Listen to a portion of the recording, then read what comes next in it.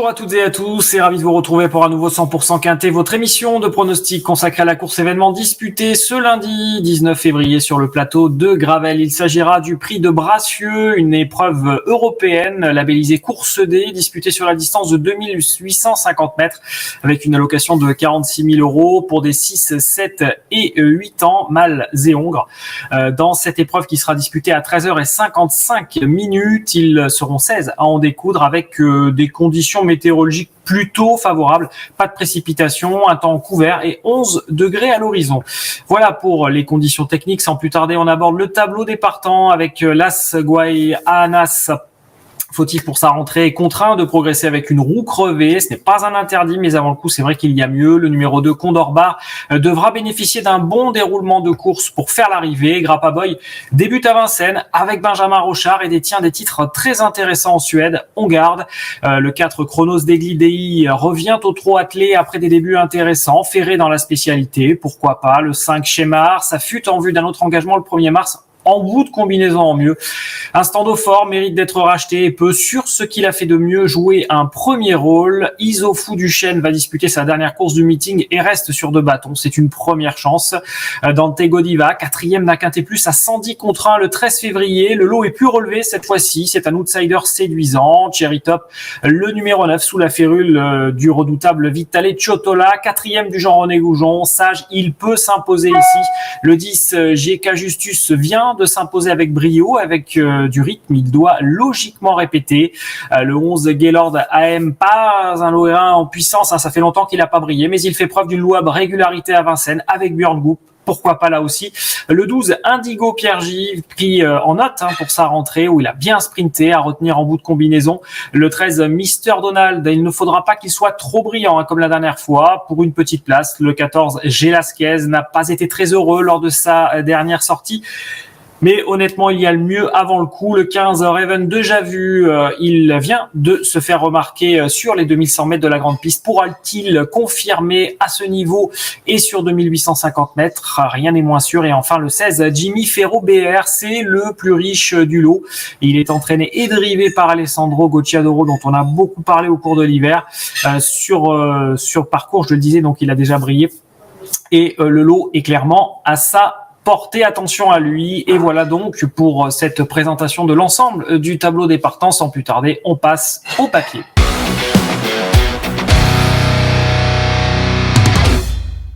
La course s'annonce ouverte et ils sont nombreux à pouvoir candidater à la victoire dans cette épreuve. Alors, qui avons-nous placé en tête de notre sélection? On aime beaucoup le numéro 9, Cherry Top. On le disait en introduction, il a terminé 4e du prix Jean-René Goujon à un très bon niveau. C'est un groupe 3 qui est de très bonne facture. Et Cherry Top, on va le revoir lors de son avant-dernière sortie où Cherry Top, avait crevé l'écran avant finalement de se faire voler la vedette par sa faute, d'une certaine manière, puisqu'il s'est complètement désuni sur la fin, et c'est vraiment dommage. Vous le voyez d'ailleurs le 31 décembre 2023. Alors pourquoi on a choisi cette course et pas le Jean-René Goujon? Parce que dans cette épreuve, il y avait notamment un stand fort qui allait se classer 2e, et également Shemar qui finissait 3e.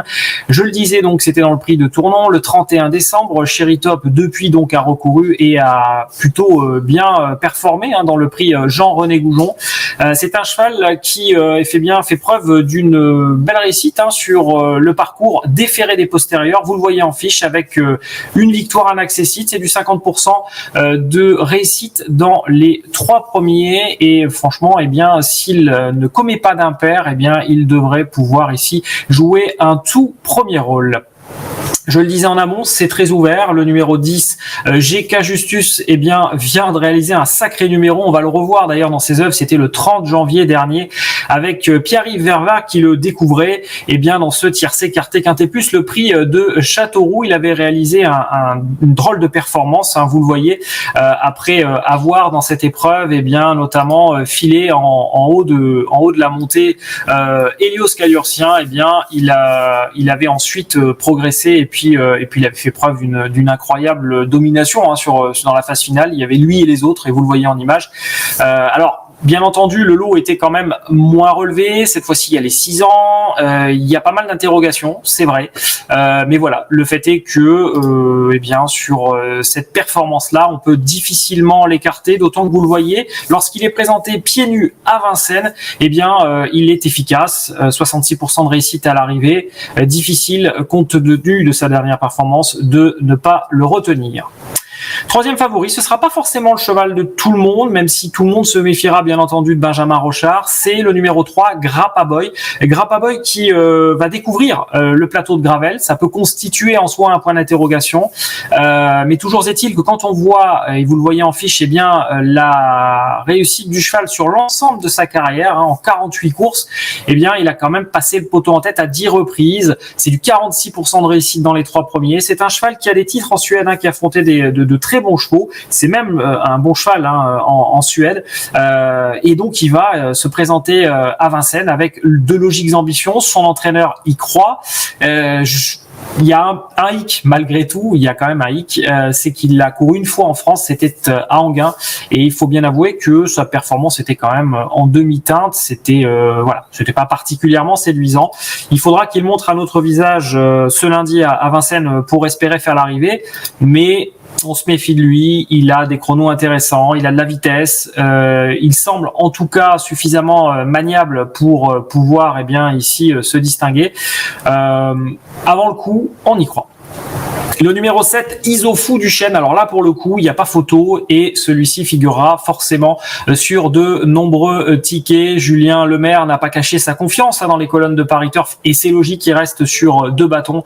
On va le revoir d'ailleurs lors de sa dernière victoire. C'était le 1er février dernier. C'était dans le prix de Chambéry, une course C européenne également sur le parcours. Et c'est une course dans laquelle il avait longtemps figuré en embuscade à portée de fusil des premiers. Et puis lorsqu'il a passé, il a surmultiplié. Il est venu notamment dominer dans la phase finale Interim Boy qui avait fait illusion pour la victoire et il allait donc le dominer en fin de parcours à l'issue d'une belle empoignade, une course dans laquelle d'ailleurs il dominait Chronos Deglidei qui va retrouver ce lundi sur la cendrée parisienne. Isofou du Chêne est en grande forme, son entraîneur y croit à nouveau et le croit capable de répéter. Il indiquait d'ailleurs dans les colonnes de Paris Turf que c'était sa dernière course sans doute du meeting. Et puis quand on voit sa réussite pieds nus à Vincennes, c'est quand même plutôt encourageant, je dirais, avec un joli 100% de réussite dans les 3 premiers. Pour toutes ces raisons, nous l'avons retenu bien entendu sur notre ticket. On se doute qu'il figurera sur le ticket de nombreux turfistes. 5e favori, c'est très compliqué. Là, c'est vraiment très ouvert. Il y a différentes possibilités. Nous avons choisi un stand au fort parce qu'on sait qu'il est estimé par Christian Bijon. Et puis on sait surtout que il vient de jouer de malchance, on va dire que la dernière course elle est vraiment effacée, il n'y a rien à regarder puisqu'il s'est rapidement montré fautif à la sortie du premier tournant. On va pas le juger sur cette course-là, on va le juger par contre sur le parcours et notamment sur sa performance du 3 décembre dans la finale Le Trot Open des régions des 5 ans dans un groupe 3 où il allait se classer 3e et vous le voyez, il a livré une belle réplique à ses adversaires. Il terminait 3e derrière Indy Dark, derrière Idola et franchement il avait soutenu la comparaison jusqu'au bout. Il s'est lancé au premier échelon et il allait donc faire sa valeur en se classant 3e. D'ailleurs, ce qui est intéressant concernant ce stand au fort, vous allez le voir en fiche spéciale, c'est que lorsqu'il est présenté PADP, donc plaqué des antérieurs, déféré des postérieurs à Vincennes, là c'est quand même assez impressionnant. C'est 10 courses, 4 victoires, 2 accessites. Et quand il n'est pas à l'arrivée, il est disqualifié. C'est peut-être le seul hic le concernant, avec également cette information qui est importante, puisque Christian Bijon disait que justement il avait tendance à être un petit peu émoussé en fin de meeting, et puis aussi à parfois manquer un petit peu de mental. Mais voilà, en valeur intrinsèque, difficile de ne pas mettre un stand au fort. Néanmoins, c'est très serré et nous vous conseillons bien entendu si vous faites faites une longue d'intégrer ces chevaux-là, notamment le numéro 16, Jimmy Ferro BR. On en parlait là aussi dans le tableau des partants. Ce protégé d'Alessandro Gocciadoro, c'est le plus riche du lot. C'est vrai qu'il a eu du mal à se distinguer au cours de l'hiver. Néanmoins, sur la foi de ce qu'il avait montré l'hiver dernier, et puis surtout du lot qu'il affronte là, parce qu'il redescend de catégorie, on ne peut pas ne pas le retenir. Attention également au numéro 12, Indigo Pierre J, qui peut lui aussi se distinguer. Sa dernière course est très bonne, avec une belle fin de course. Et enfin le numéro 11, Gaylord AM. On se doute que si Björn Goop fait le déplacement, ce n'est pas bien entendu pour faire de la figuration. Voilà pour nos sélections. Sans plus tarder, on passe au ticket.